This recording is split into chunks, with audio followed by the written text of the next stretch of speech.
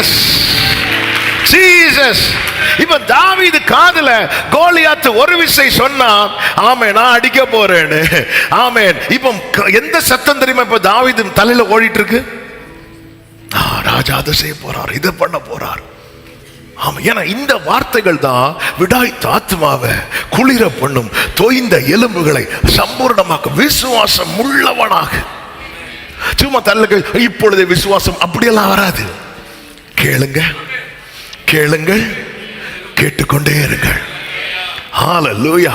திரும்ப கேட்டான், திரும்ப எது வரைக்கும் கேட்டான் தெரியுமா? இவன் மேட்டர் சவுலின் இடத்துல, ராஜாவின் இடத்துல போகிறது வரை கேட்டுக்கொண்டே இருந்தான். இப்படி ஒருத்தன் கேட்டுட்டே இருக்கிறாங்கிற விஷயம் யாருக்கு போச்சு தெரியுமா?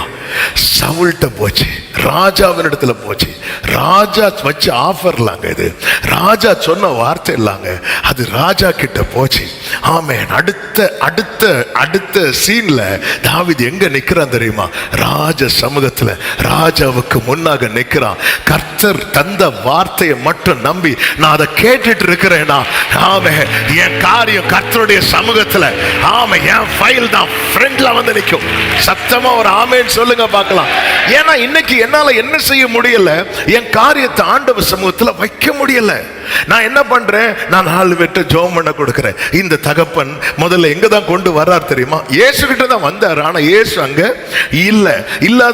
இயேசு இல்லைனாலும் பரவாயில்ல, நல்ல 9 அப்போஸ்தலர்கள் அங்க நிக்கிறாங்க. மீதி 3 பேர் எங்க போனாங்க? இயேசுவோடு கூட போனாங்க. 9 அப்போஸ்தலர்கள். இவங்களுக்கு என்ன கிஃப்ட் இருக்கு? இவங்க கை வச்சா பேய் ஓடும், இவங்க கை வச்சா நோய் குணம். ஏன்னா ஆண்டவர் அந்த கிஃப்டை கொடுத்துட்டாரு. இந்த கிஃப்ட், எங்களுக்கு கிஃப்ட் இருக்கு. இவங்க ஜோம் பண்ண அது நடக்கும், இது நடக்கும். 9 பெரிய பாஸ்டர்ஸ் ஜோம் பண்ணதுக்கு அப்புறம் அற்புதம் நடக்கல. விசுவாசம் இருக்குமா? போகுமா? கண்டிப்பா போகும். நாங்க எங்கெல்லாமோ போய் பார்த்தோம் ஜெபத்துக்கு, நாங்க எங்கெல்லாமோ. ஹல்லேலூயா. எத்தனை பேர் அவங்கள்ட்ட அங்கே சகோதரருக்கு எழுதி போட்டோம், இங்கே பாஸ்டருக்கு எழுதி போட்டோம். ஹெல்ப்லைன் 24/7 எடுத்ததுமே என்னன்னு கேட்காமலே ஜோம் பண்ணுறவங்கள்ட்ட தான் நாங்கள் கொடுத்தோம். எல்லாம் பார்த்தோம், ஒன்றுமே நடக்கலை. சில டைம் ஒன்றுமே நடக்காது. ஏன்னா அவர் வந்து நடத்தணும்னு நினைக்கிறார். ஹல்லேலூயா. கொஞ்சம் யோசித்து பாருங்க, ஒருவேளை இந்த சீஷர்கள் இவன் தரையில கை வச்சு அந்த பேய் போயிருந்துன்னா இவன் லைஃப்ல யாரை மீட் பண்ணிருக்க முடியாது தெரியுமா? ஹல்லேலூயா. இயேசுவை பார்த்திருக்க முடியாது மட்டும் இல்ல, இந்த சாப்டர் வந்து எப்படி எழுதப்பட்டிருக்கும் தெரியுமா? அநேகர் குணமானார்கள். அந்த அநேகர் யாருன்னு தெரியுமா? நமக்கு தெரியாது. இவனை செப்பரேட்டா நிறுத்துறது எதுக்கு தெரியுமா? நீ நாளைக்கு பேசப்படணும், உன் சாட்சி பேசப்படணும். ஆமென், ஆமென், ஆமென். ஹல்லேலூயா. ஆமென். சொல்லுங்க வலது கை உயர்த்தி. நான் கூட்டத்தில் வந்து வாங்கிட்டு போக வரல, அவரோடு தனித்திருந்து வாங்கிட்டு போக வந்திருக்கிறேன். சத்தமா ஆமென் சொல்லுங்க பார்க்கலாம். கேளுங்கள், வார்த்தையை கேளுங்க. முதல்ல கேட்கிறதே கோலியாத் சொல்றதான். தாவீது முதல்ல கேட்டது கோலியாத் சொல்ற, அதுக்கப்புறம் கேட்கிறான் என்ன செய்யும், இவனை கொண்டு என்ன செய்வோம். திரும்ப திரும்ப அதை கேட்க கேட்க அதான் நற்செய்தி வந்து எலும்புகளை வந்து புஷ்டியாக்கும், எலும்புகளை வந்து திடமாக்கும், ஆத்மாவை குளிர பண்ணும். வார்த்தை, ஒரு வார்த்தை வந்து அங்கங்கே சிதறி கிடந்த எலும்புகளை ஒன்றோடு ஒன்று சேர பண்ணி அதுக்கு ஒரு ஷேப்பு கொடுத்து, சதை இல்லாததுக்கு சதைய. இதெல்லாம் யார் பார்த்துட்டு இருக்கிறா தெரியுமா? வார்த்தை உடைய எசேக்கியேல் பார்த்துட்டு இருக்கிறா. மனுபுத்திரனே, இது உயிரடையுமா? உயிரடையுமா? வார்த்தை இருக்கு, ஆனா அடையுமா அடையாதான்னு தெரியல. ஆண்டவர் நீ பேசி பார்க்கலாம். அப்படி நீ பேசு, உனக்குள்ள நான் ஃபீட் பண்ற வேர்டு நிறைய இருக்குல்ல. 2வது அதிகாரம் 3வது அதிகாரத்துல ஆணு வாயை திறந்தியே, அப்போ நான் ஊட்டினேன் பாரு. இப்ப பேச பார்க்கலாம். இவன் பேச பேச பேச இவனுக்கு முன்னாடி கேட்டுட்டு இருந்த எலும்புகள் எல்லாம் சேர ஆரம்பிக்குது. அப்போதான் ஒருவேளை எசேக்கியேல் நினைச்சிருப்பான், இதுதானே என்கிட்ட இருந்து. ஹல்லேலூயா. இதுதானே என்கிட்ட இருந்துச்சு, இதுதானே நமக்குள்ளே. இந்த செய்தி முடியும் போது அந்த வேர்டை நான் சொல்லி ஜெபிக்க விரும்புகிறேன். கடந்த நாளில் கர்த்தர் காண்பித்த ஒரு வார்த்தை. ஆமென். கர்த்தருக்கு மகிமை உண்டாவதாக. ஹல்லேலூயா. நீங்க கேளுங்க. நீங்க எவ்வளவுக்கு வார்த்தையோடு உங்களை இடைபெற, உங்களை அறியாம அது முளைக்க ஆரம்பிக்கும். எங்க ஒரு மரத்தை வச்சுட்டு தண்ணி ஊத்துறது போலதான் நமக்குள்ள ஒரு விசுவாசத்தை துவக்கிட்டாருங்க. விசுவாசத்தை நம்ம எல்லாம் துவக்க முடியாது. விசுவாசத்தை துவக்கி இன்னும் வளரணும்ல. அப்படி வளர்றதுக்கு தான் என்ன தெரியுமா, இந்த வார்த்தையாகிய தண்ணீர், என் வசனம் பனி போல இறங்கும்னு சொல்றார் தெரியுமா. நீங்க லீலி புஷ்பம் போல மலரணும்னா வசனம் பனி போல உங்க மேல இறங்கணும். அதனாலதான் தாவீது சொல்றார், நீர் நம்ப பண்ணின உம்முடைய வார்த்தையை உமது அடியனுக்காக நினைத்தருளும். அது சிறுமையில் எனக்கு சின்ன வயசுல இருந்தே நான் அதுதான் நம்பிட்டே இருக்கிறப்பா. நீர் நம்ப பண்ணின உந்தன் வார்த்தைகளை நினைத்து மறவாமல் நினைப்பவரே இசையா.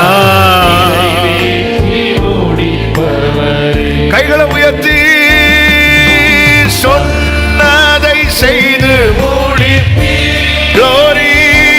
நீர் மூடித்து தீர்க்கும் உடரமா கரமா சந்தர பலவரம். ஆமே நீர் மூடித்து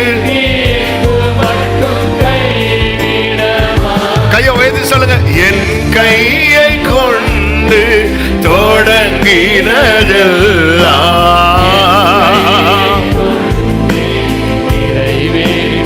ஆமே.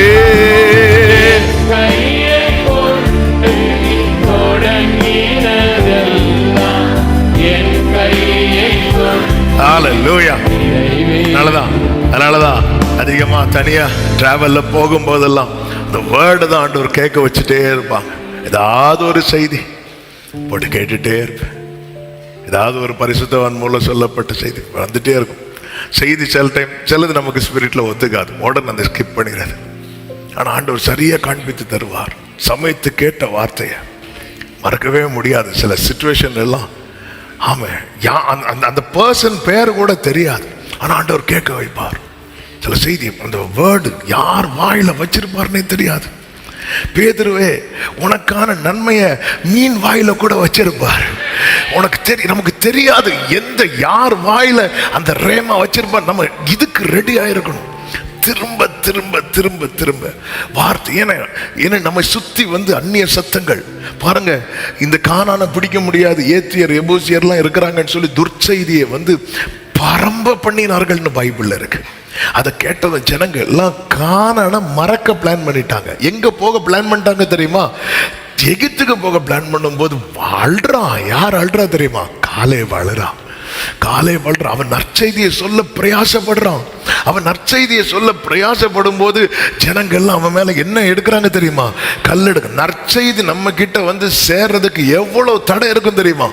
எவ்வளவு தடை இருக்கு. நியாயப்படி யார கல் எடுத்து எரிஞ்சிருக்கணும் தெரியுமா?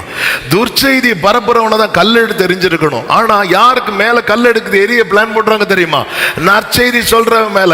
ஆனா புரிந்து கொள்ளுங்கள், கல்ல வச்செல்லாம் இதை அடைக்க முடியாது. கல்லறையே வெளியே வந்தவர் நற்செய்தி. அவர் தானங்க காஸ்பல்.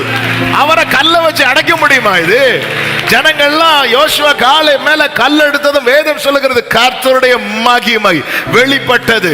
ஆமை, உனக்கென்று சொல்லப்பட்ட வார்த்தை உன்னை சேரும். கர்த்தர் யாக்கோபுக்கு ஒரு வார்த்தையை அனுப்பினார், அது இஸ்ரவேல் மேல இறங்கிட்டு. கர்த்தர் நமக்கு தருகிற வார்த்தையை திரும்ப திரும்ப கேட்கிறோமா? திரும்ப திரும்ப பார்க்கிறோமா? திரும்ப திரும்ப படிக்கிறோமா? வேர்ட திரும்ப எந்த வேர்டை வச்சு ஆண்டவர் பேசுறார்? நீங்க விசுவாசத்துல தொய்யும் போது திரும்ப கேளுங்க, திரும்ப கேளுங்க, திரும்ப கேளுங்க. அவன் தாவீது பாருங்க, மறுபடியும் மறுபடியும் மறுபடியும் கேட்டான். கேட்டு கேட்டு கடைசியில் எங்க நிக்கிறான் தெரியுமா? ராஜ சமூகத்துல நிக்கிறான். ராஜ சமூகத்துல நின்று தாவீது வாயில என்னதான் வார்த்தை வருது தெரியுமா? விசுவாசம் தான் வருது. ஆமென், விசுவாசம் வருது. இப்ப தாவீது வாயை திறந்தாலே விசுவாச அறிக்கைதான். ஆண்டவர் சமூகத்தில் நின்று சகரியா மாதிரி சிரிச்சுட்டு போகாம ஆமே நம்ம விசுவாச அறிக்கை செய்தா ஹல்லேலூயா, ஹல்லேலூயா, ஹல்லேலூயா. ஆமா, என்ன தைரியத்தில் இந்த சவுல் தாவீதை விட்டுருப்பான்னு எனக்கு இன்னும் பிடி கிடைக்கல. ஏன்னா ஒருத்தன் தோத்தான்னா எல்லாரும் பாதிக்கப்படுவாங்க. ஆமே, தாவீதுக்கு மேல இருக்கிற அபிஷேகம் பத்தி எல்லாம் தெரியாது. தெரிஞ்சா ஃபர்ஸ்டே விட்டுருப்பான். மகனே அந்த அடப்பை கூட எதுக்கு இங்கே தான், நீ ஃப்ரெண்டில் போய் என்னன்னு கேட்டுட்டு வா, விட்டுருப்பா. இல்லை ஒன்றுமே தெரியாது, ஆனாலும் என்ன நம்பிக்கை வந்துட்டு பாருங்க. ஆமென். நம்பிக்கையே இல்லாத ராஜாவுக்கே நம்பிக்கை வரும்போது எல்லாவற்றையும் செய்கிற கர்த்தர் நான் பார்த்துக்கிறேன். ஆமென். ஹல்லேலூயா. ஆமென். கேளுங்கள். அப்போஸ்தலனாகிய பவுல் அப்போஸ்தலர் 19வது அதிகாரம் 8-9 வசனங்கள்ல, பின்பு பவுல் ஜெபாலயத்திலே பிரவேசித்து, வாசிங்க அது. தைரியமாய் பிரசங்கித்து 3 மாதம் அளவும் தேவனுடைய ராஜ்யத்துக்கு அடுத்தவைகளை குறித்து சம்பாஷணை பண்ணி புத்தி சொல்லி கொண்டு வந்தார். சிலர் கடினப்பட்டு, இந்த வேர்டை கவனிக்கணும், சிலர் என்ன பண்ணாங்கன்னா கடினப்பட்டு அவிசுவாசிகளாகி, நல்ல ஒரு செகண்ட் அப்படி பாஸ் பண்ணுங்க, கவனிங்க. அறியாமையில அவிசுவாசிகள் ஆகிறது உண்டு, பலவீனத்துல, அதாவது இந்த விசுவாசிக்கிற அளவுக்கு உள்ள கெப்பாசிட்டி நமக்கு இல்லாம, அதனாலதான் பைபிள்ல இருக்கு, விசுவாசத்தில் பலவீனமானவனை என்ன செய் சேர்த்து கொண்டு. ஆனா சிலர் கடினப்பட்டு வேணும்னு இருப்பாங்க பாருங்க. இப்படிப்பட்ட நிலையில் என்ன சொன்னாலும் நாங்க என்ன செய்ய மாட்டோம், நம்ப மாட்டோம், நாங்க மாற மாட்டோம் இருப்பாங்க. சிலர் கடினப்பட்டு அவிசுவாசிகளாகி கூட்டத்துக்கு முன்பாக இந்த மார்க்கத்தை நிந்தித்த போது, இவன் பேசுறதெல்லாம் நடக்கவா போகுது, இதெல்லாம் சாத்தியமா, இப்படி நிந்தித்த போது அடுத்த வேட கவனிக்கணும். அவன் என்ன பண்ற, பவுல் என்ன பண்றார் தெரியுமா, அவர்களை விட்டு விலகி. இதுதான் நம்ம செய்ய வேண்டியது. என்னுடைய ஃபெய்த்தை வந்து டிஸ்டர்ப் பண்ற காரியத்தை விட்டு நான் விலகணும்.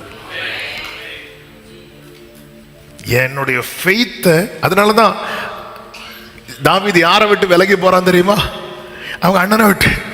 எலியாவு சொல்றான், உன் துணிகரம் எனக்கு தெரியும், இதெல்லாம் அப்படி இப்படி பேசிட்டு இருக்கும்போது என்று சொல்லி வேற ஒரு இடத்துல போய் வேற யார்கிட்ட போறான் தெரியுமா, 2வது அண்ணன்டையா 3வது அண்ணன்டையா, அவன் என்ன சொன்னான் தெரியும், அப்படியா இல்ல. அந்த மேட்டரை நான் கேட்க விரும்புறேன். எந்த மேட்டரு, உங்க அண்ணன் உன திட்டினது பார்த்தாது, அது இல்ல, இவனை கொல்றவனுக்கு என்ன செய்யப்படும் அதை கேளுங்க. உங்க ஃபெய்த்தை டிஸ்டர்ப் பண்ற காரியத்தை விட்டு நீங்க விலகிதான் ஆகணும். உங்க விசுவாசத்தை தளர பண்ணுகிற காரியத்தை விட்டு நீங்க விலகிதான் ஆகணும். அவன் விலகி சீஷரை அவர்களிலிருந்து பிரித்து கொண்டு போய், ஏன்னா இவன் விலகினது மட்டும் போதாது, இவன் வார்த்தை கேட்டு 4 பேர் நம்பி இருப்பான் பாருங்க, அவங்களையும் பிரித்து கொண்டு போய். என்ன ஒரு உத்தரவாதம் பாருங்க. நீங்க எக்கேர் கட்டு போங்க. சில வேர்டு சொல்லுவாங்க தெரியுமா, எனக்கு நீ எந்தாக்கலையா. அதான் ஒருத்தர் சொன்னார், அவருடைய வீடு பிரதிஷ்டை, எனக்கு இந்த வீடு மேலெல்லாம் நம்பிக்கை கிடையாது, எனக்கு வீடு பரலோகத்தில் இருக்கு, பின்ன என் மனைவி பிள்ளைகளுக்காக. அதாவது என்ன சொல்றேன்னா, இவர் பரலோகத்துக்கு போயிடுவாரா, மனைவி பிள்ளைகளுக்கு போக முடியாதுல்ல, அப்ப அவங்களுக்கு எங்க வேணும். அப்ப நான் நினைச்சேன், இவங்க போனாலும் போவாங்களே தவிர நீ இவங்களுக்கு வேணும்ல, அதுக்காக நான் ஒரு வீடை கட்டி வச்சேன். சிலர் சாட்சின்னு சொல்லி பேசுவாங்க பாருங்க, அது தனி கிருபை வேணும். ஹல்லேலூயா. நமக்கு இன்னொருத்தங்க என்னன்னா, அந்த அபார்ட்மெண்ட்ல டாப் ஃப்ளோர்ல வந்து வாங்கியிருந்தாங்களாம். எதுக்கு நீங்க மேல வாங்கிருக்கீங்கன்னா, எக்காலம் கேட்கும் போது முதல்ல போறது.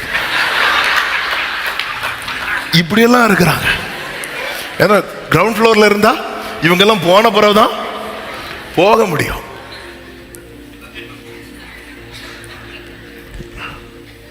இப்படியா இருப்பாங்க. நான் விலகும் போது என் ஃபேமிலியும் நான் கேர் பண்ணணும், என் தலைமுறையை நான் கேர் பண்ணணும். ஐயோ, இந்த கூட்டத்தில் இருந்தா அவங்க டிஸ்டர்ப் பண்ணி எத்தனை இடத்துல சில சொந்தங்க பேசுற பேச்சு பிள்ளைகளை பாதிக்கப்படும் தெரியுமா. ஆமா, எத்தனை இடத்துல தெரியுமா. அந்த பிள்ளைங்க இருக்கிற கொஞ்சம் அப்படி எதையோ ஃபீட் பண்ணிடுவாங்க. பிரித்தெடுத்து திறன்னு என்னும் ஒருவனுடைய வித்தியாசாலையில அனுதினமும் நீங்க உங்க ஃபெய்த்தை டிஸ்டர்ப் பண்ணக்கூடிய காரியத்தை விட்டு நீங்க விலகிதான் ஆகணும்.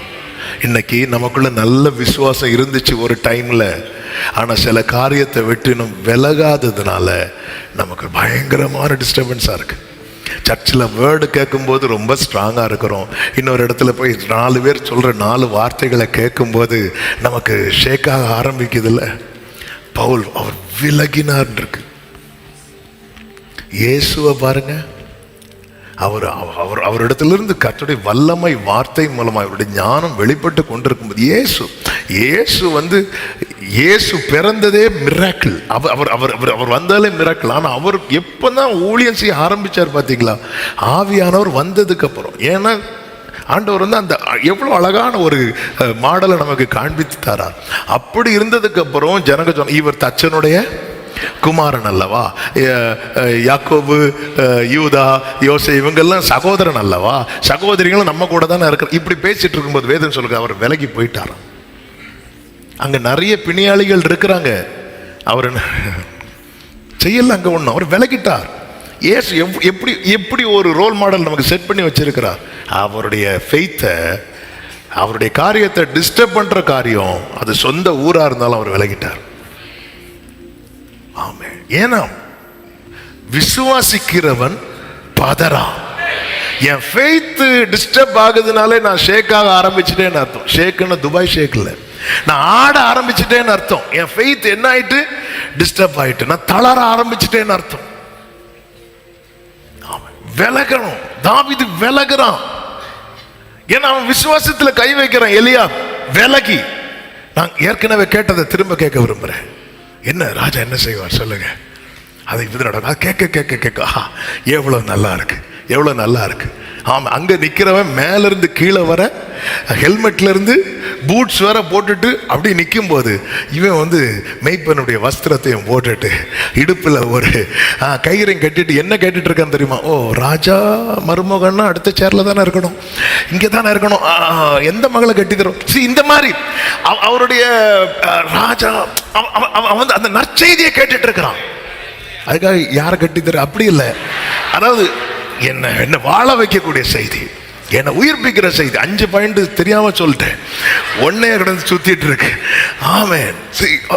நம்ம எதை கேட்கிறோம்? ஒன் வீக் லாஸ்ட் 1 வீக் எதை கேட்கிறோம்? யூடியூபை தட்ட முடியல, தட்டினா யுத்தம், அது நடக்கும். ஏதாவது ஒண்ணு நடந்தா போதும், சில வந்துடுவாங்க. நான் அன்னைக்கே சொன்னேன், இல்லை அந்த காலத்தில் உரைத்தது வந்துடும். எல்லாம் சுத்தி சுத்தி இதுதான் நடக்கும். எல்லாமே எங்கேயும் திரும்ப முடியல. என்ன செய்யணும்? வார்த்தை கேட்கணும். உங்க ஃபெய்த் டிஸ்டர்ப் ஆகுதா? உங்க விசுவாச ஆட்டம் காணுதா? ஆமா, உடனே நீங்க அலர்ட் ஆயிரணும். இல்ல இல்ல இல்ல இல்ல இல்ல இல்ல இல்ல ஆட்டம் காணுது, இல்ல இருக்கக்கூடாது. ஹல்லேலூயா. இப்போ இங்க என்ன மேட்டர்னா, இவன் விசுவாசத்தோட வந்துட்டான். சிலர் வருவாங்க பாருங்க, ஏற்கனவே விசுவாசத்தில் இருக்கிறவங்க விசுவாசமும் போயிடும். உண்மையில இவன் வந்ததுக்கு அப்புறம் அந்த 9 சீஷர்களுக்கு அதுக்கு முன்னாடி வர ஒரு விசுவாசம் இருந்து, நம்ம ஜெபம் பண்ணா பியாய் ஓடும், நம்ம கை வச்சா ஓடும். ஆனா இவன் கொஞ்ச நேரத்தில் அவங்களுக்கு இருந்த அந்த விசுவாசமும் போயிட்டு. ஆமென். ஹல்லேலூயா. அப்படியும் கிருபை பெற்ற சிலர் இருப்பாங்க. அது வரைக்கும் அவங்க அவ்வளவு ஸ்ட்ராங்கா அப்படி இருந்தாங்க. ஆண்டவர் சொல்ற, நாங்க மலைக்கு போயிட்டோம், நீங்க போயிட்டு வாங்கன்றவரு, நாங்க பாத்துறோம். 9 பேர் இருக்கிறோம்ல, போயிட்டா ஒரு வாலிபனை கொண்டு 9 பேர் சேர்ந்து கடைசியில் பார்த்தா அவன் அலைக்கழிச்சானோ இல்லையோ, இவங்க 9 பேரும். நம்மளும் அவர் ஒழுங்கா சொன்னாரு, மலைக்கு வா. பேதுரு வர சொன்னார், அங்க தூங்கலாம், நீ வா. காலைல 6 மணிக்கு கஷ்டம் தான், நம்ம இருந்தாலும் சர்ச்சில் போய் தூங்கலாம், நீ வா, நீ வீட்டில் இருக்காத, பிரச்சனை. ஏன்னா பேதுரு அங்க என்னதான் பண்ணிட்டு இருந்தாரு, தூங்கிட்டு தான் இருந்தா. நீ வா, நீ எதுக்கு அங்க வா, மழைனாலும் கொஞ்சம் நல்லா தான் இருக்கும், வா. அவர் ஒன்றும் சொல்ல மாட்டார், வா. அவர் அப்படியே சொல்லிட்டு விட்டுருவார், நீ வா சொல்லுவார். அவர் காமனா தான் சொல்லுவார். ஆனா சில கண்ணு மட்டும் நம்மளை பார்க்கும். நீ வந்துரு, சொன்னேன். இங்க கீழே இருந்து பேதுரு கீழே வரும்போது என்னாச்சு, பேதுரு வன இப்படி சூப்பர், அப்படி அது ட்ரீமா கனவா நனவானே தெரியல. ஏன்னா அவன் நித்திர மயக்கத்தில் இருந்தான்னு பைபிள். ஆமென். விசுவாசத்துல இது ரொம்ப முக்கியம். விசுவாசம் உள்ள கேளுங்க. நான் ஒரு வாரம் கேட்கிறேன், நம்ம யாரோடு அதிக நேரம் செலவிடுகிறோம்? அவர்களுடைய வார்த்தை நம்முடைய விசுவாசத்தை வர்த்திக்க பண்ணுகிறதா அல்லது விசுவாசத்தை தளர பண்ணுகிறதா? ஆமென். அல்லேலூயா. நம்ம நம்ம சிலருக்கு பாருங்க, சிலர்லாம் பேசிட்டு தப்பு கிடையாது, பேசுங்க, நல்லா பேசுங்க, நீங்க தனியாக கூட இருந்து பேசிட்டே இருங்க. ஆனா அது நம்முடைய விசுவாசத்தை பெருக பண்ணுகிறதா, வளர பண்ணுகிறதா? தாவீதை போல ஒதுங்க முடியுதா? நீங்க ஒதுங்க ஆரம்பிச்சிட்டீங்கன்னா இனி உங்க லைஃப்ல கோலியாத்து வந்து நிக்க முடியாது. இனி உங்க வாழ்க்கையில அபிஷேகம் தான் வேலை செய்யும். இனி உங்க வாழ்க்கை, உங்க தலை மேல வைக்கப்பட்ட அபிஷேகத்துக்கு ஒரு நோக்கம் உண்டு. உன் மேல வைக்கிற அழைப்புக்கு ஒரு நோக்கம் உண்டு. உன் மேல ஊற்றப்பட்ட அபிஷேகத்துக்கு ஒரு நோக்கம் உண்டு. அது வேலை செய்யணும்னா விலக வேண்டிய காரியத்தை விட்டு விலகு. ஆமென் சொல்லுங்க பார்க்கலாம். இரண்டாவதாக, விசுவாசத்தை தளர விடாது. இந்த தகப்பன் எவ்வளவு நம்பிக்கையா வந்திருப்பான் பாருங்க. சீஷர்கள் நிற்கும் போது சீஷர்களால என்ன செய்ய முடியல? வேதம் சொல்லுகிறது 9வது அதிகாரம் அதனுடைய 18வது வசனத்தை வாசியுங்கள். அது அவனை எங்கே பிடித்தாலும் அங்கே அவனை அலைக்கழிக்கிறது. அப்பொழுது அவன் நுரை தள்ளி பல்லை கடித்து சோர்ந்து போகிறான். அதை துரத்தி விடும்படி உம்முடைய சீஷரிடத்தில் கேட்டேன், அவர்களால் கூடாமற் போயிற்று. அவங்க முடியாதுன்னு சொல்லல, கூடாமற் போயிட்டு. இதுதான் ஆரம்பத்தில் சொன்னது. மறுபடியும் சில காரியங்கள் ஆமாம், அது சீஷர்களானாலும் சரி, அப்போஸ்தலர்களானாலும் சரி, பாஸ்டர்ஸ் ஆனாலும் சரி, அவங்களால என்ன செய்ய முடியாது?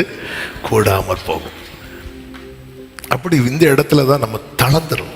அதாவது என்னால முடியலன்னா ஓகே, நான் சர்ச்சில் போய் ஜோம் பண்ணியும் முடியலன்னா, இந்த பாஸ்டர் ஜோம் பண்ணியும் நடக்கலைன்னா, நம்ம அறியாம நம்ம மைண்ட்ல ஒன்றை செட் பண்ணி வைப்போம் பாருங்க. என்ன தெரியுமா? இவங்க ஜோம் பண்ணா நடக்கும், அவங்க ஜோம் பண்ணா நடக்கும். ஆனா அவங்க ஜோம் பண்ணா எல்லா காரியமும் நடக்குமா அப்படிங்கிறது ஒரு பெரிய கேள்வி.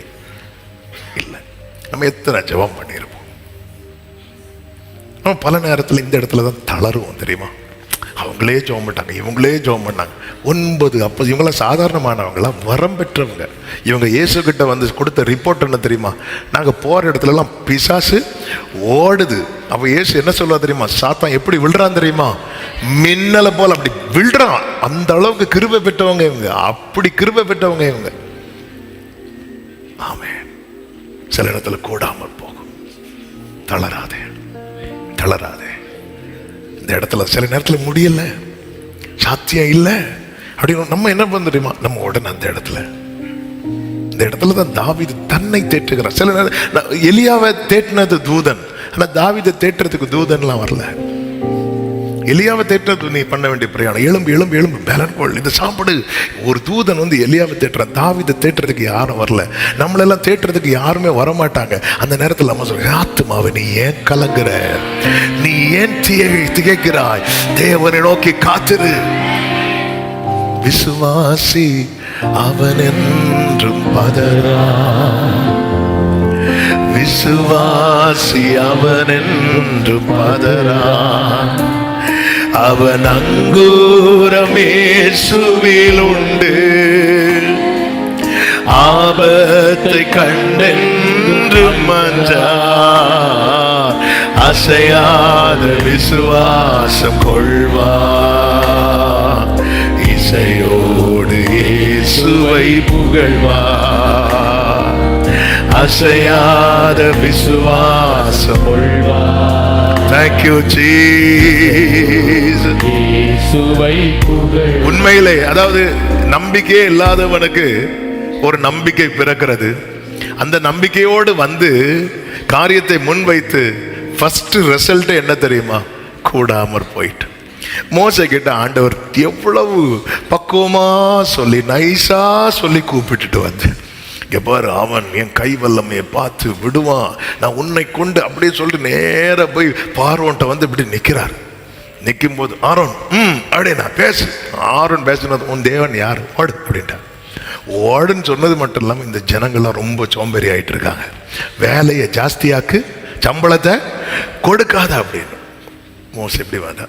நான் கேட்டான், ஆண்டவரே நான் சும்மா தான் ஆண்டவரே இருந்தேன். எனக்குள்ள இப்படியே ஒரு நம்பிக்கையை தந்து, எனக்குள்ள அப்படியே ஆசையை காட்டி, என்னை நேர கொண்டு போய் விட்டுட்டு இப்படி நிறுத்துறீங்களே ஆண்டவரே. பல நேரத்தில் இந்த இடத்துல நம்ம தளரும். அப்படி தளர்ந்த மோசைக்கு கர்த்தர் சொன்ன வார்த்தை என்ன தெரியுமா? நான் யெகோவா, நான் மாறாதவன். ஆமே. ஆனா நீ தனியா இருக்கும்போது ஒண்ணு, பிரச்சனையில் இருக்கும்போது இன்னொன்னு பேசுகிறவர் அல்ல. அவர் சொன்னது சொன்னதுதான். அவர் சொன்னபடியே. நம்ம பல நேரத்துல நம்பிக்கையே இல்லாத நமக்கு ஒரு நம்பிக்கையை தந்து திருப்பி கேட்கலான்னு கொண்டு வருவார் பாருங்க. அந்த இடத்துல ஃபர்ஸ்ட் ரிசல்ட்டே பல நேரத்துல எப்படி தெரியுமா இருக்கும்? கூடாம போயிட்டு. யாரால கூடாம போயிச்சு? சீஷர்களால தானே. ஆண்டவர் கை வச்சு கூடாம போச்சுன்னு இதுவரை ஒரு ரிசல்ட்டும் கிடையாது. இதுவரை ஒரு ரிசல்ட்டும் கிடையாது. இனிய இருக்க போறது கிடையாது. காரணம் எல்லாமே அவர் கையில தான் இருக்கிறது. ஆண்டவராக இயேசு கிறிஸ்து சீஷர்களை அக்கறைக்கு போக துரிதப்படுத்தி அக்கறைக்கு போக அனுப்பிவிட்டு அவர் ஒரு மலை மேல ஜெபிக்க போவார்.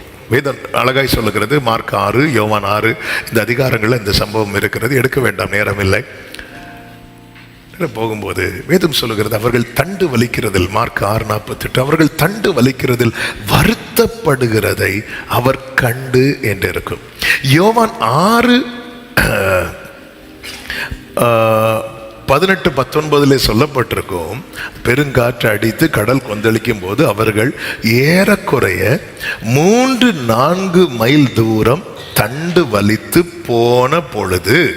இப்ப இந்த 2 வசனத்தையும் சேர்த்து நீங்க பார்க்கும்போது இவங்க இந்த கஷ்டத்துல நின்னுட்டாங்க. கொஞ்சம் நின்னுட்டாங்க. எவ்வளவு தூரம்? ஒரு 3-4 மைல்ஸ், ஒரு கிட்டத்தட்ட ஒரு 6 கிலோமீட்டர் வரை போயிட்டாங்க. இதுக்கு மேல முடியாது என்கிற நிலையில அவங்க வருத்தப்படுகிறதை, அவங்க கஷ்டப்பட்டு ஃப்ரெண்ட்ல போயிட்டு இருக்கிறத அவர் பார்த்துட்டு இருக்கிறார், பார்த்துட்டே இருக்கிறார். அதாவது 1 மைல் தூரம் போய் பார்க்கிறாரு, அதே பிரச்சனை. 2 மைல் தூரம் போய் பார்க்கறாங்க, அதே பிரச்சனை. 3 மைல் தூரம். அப்போ இப்போ ஒரு கேள்வி வருது. சரி, நம்ம பிசினஸ் தொடங்கியாச்சு, ஒரு 2 மாசம் பார்ப்போம், லாபம் இல்லை. ஒரு 2 மாசம் கூட பார்ப்போம், லாபம் இல்லை. இன்னும் 2 மாசம் கூட பார்க்கலாம், ஒரு 6 மாசம் ஆச்சு, லாபம் இல்லைன்னு வரும்போது ஒரு பெரிய கேள்வி அங்க வந்துடும். ஆமா, நம்மளால அது முடியுமா? நம்மளால இது சாத்தியமா? கண்டிப்பா வரும். ஏன்னா அப்படியே கொந்தளிப்பு இருந்துட்டே இருக்கிறது. இது யார் பார்த்துட்டு இருக்கிறா அப்படின்னா, கொந்தளிப்பே இல்லாத இடத்துல இருந்து இயேசு பார்த்துட்டு இருக்கிறார். ஏன்னா ரொம்ப யோசிக்க புரியாத காரியம். அவர் யார்கிட்ட பேச போறார்? யார்கிட்ட பேச போறார்? அவரு பிதா கிட்ட. பிதா யாரை பார்த்துட்டு இருக்கிறார்? இயேசுவை பார்த்துட்டு இருக்கார். இயேசு யாரை பார்த்துட்டு இருக்கிறார்? அவருடையவர்களை பார்த்துட்டு இருக்கிறார். அதை கொஞ்சம் நீங்க விஷுவல் பண்ணி உங்க மனசுல பாருங்க. பிதா இப்படி இயேசுவை பார்த்துட்டு இருக்க, இயேசு இப்படி என்ன பார்த்துட்டு இருக்க. இந்த இது அப்படியே நம்மளை அறியாம அப்படி கனெக்ட் ஆகுதுல்ல, இணைக்குதுல்ல. இந்த அன்புக்கு இந்த அன்பு உன்னை மூழ்க விடாது. இந்த அன்பு எவ்வளவு வருத்தப்பட்டாலும், எவ்வளவு புயல் அடித்தாலும், நான் சொல்லுவேன், இந்த அன்பு என்னை மூழ்க விடாது. எத்தனை கொந்தளிப்பு இருந்தாலும் என்னை மறுகரையிலே கொண்டு போய் சேர்க்கும். ஹalleluya, ஹalleluya. எதிர்காற்று வீச, எதிர்போரும் பேச, என்னோடு இருப்பவர். வலது கரத்தை உயர்த்தி, வலது கரத்தை உயர்த்தி, ஒரு விஷயம் வலது கரத்தை உயர்த்தி சொல்லுங்க, இயேசுவின் அன்பு என்னை மூழ்க விடாது, என்னை பாதியில விடாது, என்னை கை விடாது, என்னை மறுகரையில கொண்டு போய் சேர்க்கும். இப்ப சொல்லுங்க, இயேசுவே யாத்திரையில் கரை சேர்க்கும் தேவன், என் ஜீவ படகு நங்கூர ஓடரமசரே. ஓ, என் ஜீவ படகு. அப்படியே கைகளை உயர்த்தி